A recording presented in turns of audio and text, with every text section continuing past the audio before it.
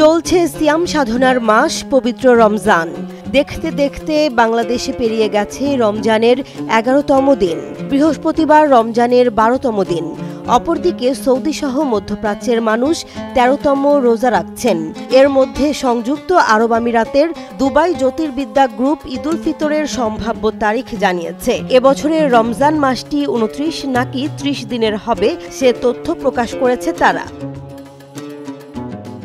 সংস্থাটি জানিয়েছে, এবার আরব আমিরাতে ৩০ মার্চ শাওয়াল মাসের চাঁদ দেখা যাওয়ার সম্ভাবনা রয়েছে। আর ৩১ মার্চ পালিত হবে খুশির ঈদ। সাধারণ মানুষের উদ্দেশ্যে দুবাই জ্যোতির্বিদ্যা কেন্দ্র বলেছে, যদি আপনারা চাঁদ দেখতে পান তাহলে পর্যবেক্ষণের বিষয়টি স্থানীয় কমিটি অথবা অফিসিয়াল চাঁদ দেখা কমিটিকে জানান। সংযুক্ত আরব আমিরাতে ৩০ মার্চ সন্ধ্যায় ঈদের চাঁদ দেখার সম্ভাবনা রয়েছে।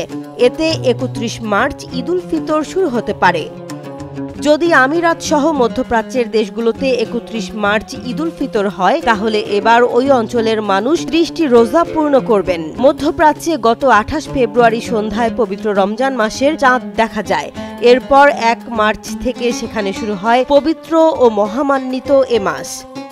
মধ্যপ্রাচ্য ভিত্তিক সংবাদ মাধ্যম খালিজ টাইমস ১২ মার্চ জানিয়েছে, আমিরাতের চাঁদ দেখা কমিটি আগামী ২৯ মার্চ শাওয়াল মাসের চাঁদ অনুসন্ধান করবে। ওই দিন দেশটিতে রমজানের ২৯তম দিন থাকবে। যদি রমজান মাসটি ৩০ দিন পূর্ণ করে, তাহলে এবার আমিরাতের মুসল্লিরা ঈদে ৫ দিনের ছুটি পাবেন।